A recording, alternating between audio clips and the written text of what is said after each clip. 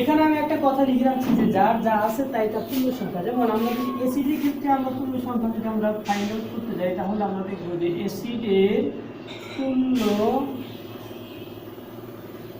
সংখ্যা, আমি যদি এখানে কতগুলি অ্যাসিডের নাম লিখি যেমন HCl hydrochloric acid, H2 SO4 sulphuric acid, NO3 nitric acid. এখন এগুলো হচ্ছে আমাদের অ্যাসিড। অ্যাসিডগুলোকে যদি আমরা ভাঙি তাহলে আমরা কী পাবো? হাইড্রোক্লোরিক অ্যাসিডকে যদি ভাঙি তাহলে আমরা পাবো hydrogen plus plus chloride minus. Sulphuric অ্যাসিডকে যদি আমরা ভাঙি তাহলে পাবো দুইটা hydrogen plus plus SO4 2 minus. Nitric অ্যাসিডকে যদি আমরা ভাঙি তাহলে পাবো hydrogen plus plus NO3 minus. তাহলে এই যে আমরা দেখতে পাচ্ছি যে এখানে অ্যাসিডের আমাদের অ্যাসিডের ধর্ম কি? অ্যাসিডের ধর্মগুলো তো তখনই প্রকাশ পায় অ্যাসিড যখন কোনো দ্রবণীকে হাইড্রোজেন প্লাস আয়ন দান করে। অ্যাসিড কখনো কোনো দ্রবণীকে ক্লোরাইড মাইনাস আয়ন কিংবা সালফেট 2 মাইনাস এবং নাইট্রেট মাইনাস আয়ন এগুলি কখনো দান করে না। তাহলে অ্যাসিডের ক্যারেক্টারিস্টিক কোয়ালিটি থেকে আমরা জানতে পারি যে অ্যাসিডের ধর্ম প্রকাশ করার জন্য তার প্রোটন বা হাইড্রোজেন সংখ্যাই বোঝায়। এখন অ্যাসিডের তুল্য সংখ্যা তাহলে কি হবে? আমি এখানে যেমন লিখে রাখছি যার যা আছে তুল্য সংখ্যা, তাহলে অ্যাসিডের হাইড্রোজেন ছাড়া আর কি আছে? হাইড্রোজেন ছাড়া অ্যাসিডের আর কোনো কিছুই নাই। এর জন্য আমাদের হাইড্রোক্লোরিক অ্যাসিড যখন আমরা অ্যাসিড থেকে যখন আমরা তুল্য সংখ্যা বের করবো সেক্ষেত্রে আমরা দেখবো যে কোনো একটা অ্যাসিডের মধ্যে আমাদের হাইড্রোজেন সংখ্যা আছে কতটি। যেমন হাইড্রোক্লোরিক অ্যাসিডে আমাদের হাইড্রোজেন সংখ্যা আছে 80, তাই হাইড্রোক্লোরিক অ্যাসিডের তুল্য সংখ্যা হচ্ছে 1।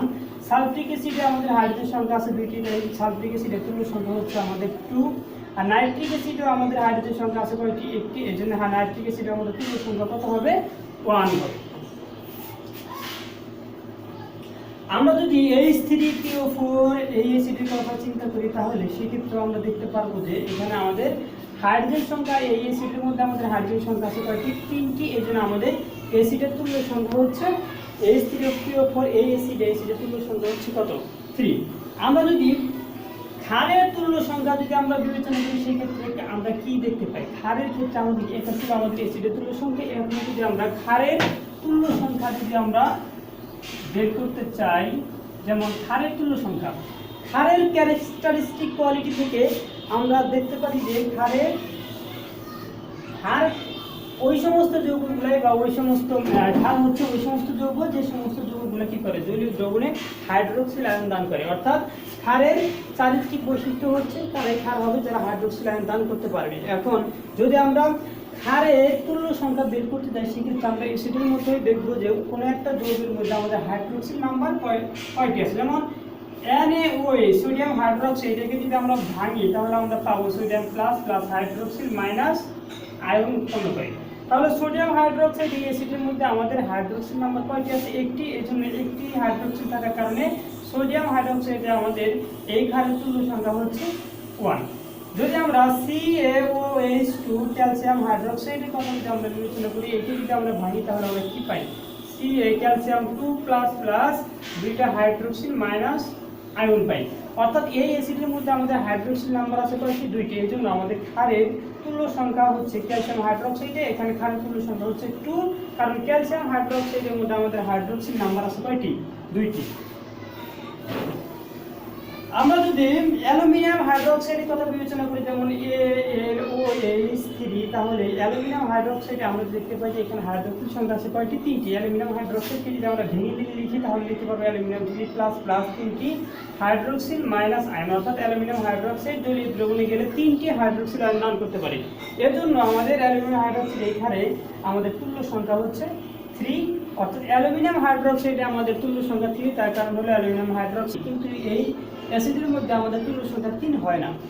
H3PO2 এই যৌগের মধ্যে আমাদের হাইড্রোজেন সংখ্যা আছে 3টি, এই যৌগের মধ্যে আমাদের তুল্য সংখ্যা 3 হয় না। একইভাবে সোডিয়াম কার্বনেট, ক্যালসিয়াম বা সোডিয়াম কার্বনেটে আমাদের এখানে সোডিয়াম কার্বনেট একটি ক্ষার আমরা জানি, ক্যালসিয়াম অক্সাইডও একটি ক্ষার এটা আমরা জানি, এবং ক্যালসিয়াম কার্বনেটও একটি ক্ষার এগুলো আমরা জানি। কিন্তু এই ক্ষারগুলোর মধ্যে আমাদের তুল্য সংখ্যা কত হবে সেগুলো দেখে আমরা বুঝতে পারি না। এই জন্য আমাদেরকে আমরা যখন H3PO3 কিংবা সোডিয়াম কার্বনেট এই যৌগগুলোকে ভাঙলে আমরা কি পাই? H3PO3 এর গাঠনিক সংকেত যদি আমরা নির্ণয় করি তাহলে আমরা দেখতে পারবো যে ভাঙলে এখানে আমাদের অক্সিজেন আছে 3টা,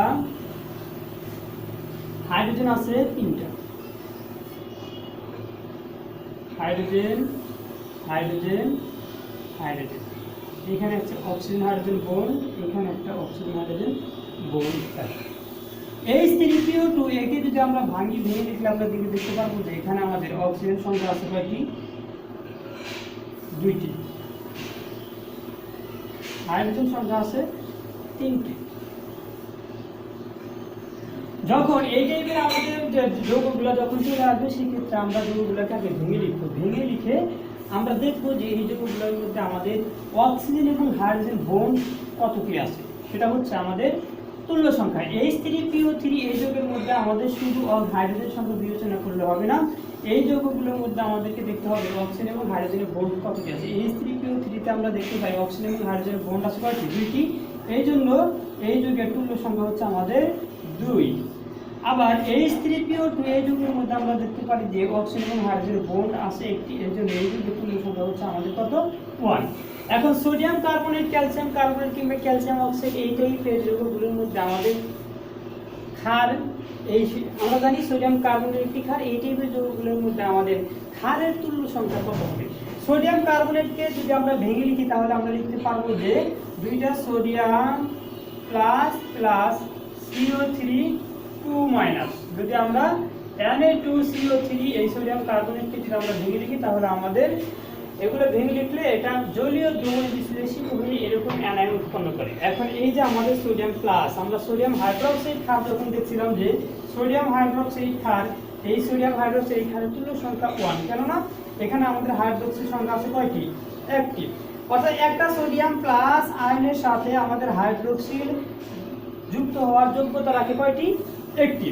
তাহলে দুইটা সোডিয়াম প্লাস এই আয়নের সাথে আমাদের কয়টি হাইড্রোক্সিল? একটা সোডিয়াম প্লাস আয়নের সাথে যদি একটা হাইড্রোক্সিল মাইনাস অ্যানায়ন যুক্ত হওয়ার যোগ্যতা রাখে তাহলে দুইটি সোডিয়াম প্লাস এর সাথে আমাদের কয়টি হাইড্রোক্সিল যুক্ত হওয়ার যোগ্যতা রাখে? তাহলে সোডিয়াম কার্বনেটে আমরা দেখতে পাই যে আমাদের সোডিয়াম প্লাস আছে কতটি? দুইটি। যেহেতু একটা সোডিয়ামের সাথে সোডিয়াম কার্বনেট, ক্যালসিয়াম অক্সাইড এই সমস্ত ধাতব কার্বনেটের সাথে যখন আমরা ক্ষারের তুল্য সংখ্যা বের করবো তখন আমরা ওই ধাতুগুলোর সাথে আমরা তুলনা করবো যে ওই ধাতুগুলোর সাথে কয়টি হাইড্রোক্সিল অ্যানায়ন যুক্ত হওয়ার যোগ্যতা রাখে। যেহেতু একটা সোডিয়ামের সাথে একটা হাইড্রোক্সিল যুক্ত হওয়ার যোগ্যতা রাখে তাহলে দুইটা সোডিয়ামের সাথে কয়টি? দুটি হাইড্রোক্সিল যুক্ত হওয়ার যোগ্যতা রাখে। এই জন্য সোডিয়াম কার্বনেট আমাদের তুল্য সংখ্যা হবে 2।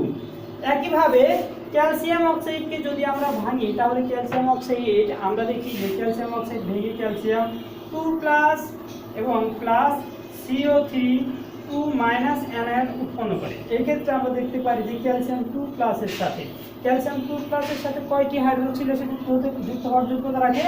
ক্যালসিয়াম 2+ এর সাথে যদি দুটি হাইড্রোক্সিল যুক্ত হয় সেক্ষেত্রে আমরা ক্যালসিয়াম হাইড্রোক্সিল ক্ষার পাই। অর্থাৎ ক্যালসিয়াম কার্বনেটের ক্ষেত্রেও আমাদেরকে দেখতে হবে যে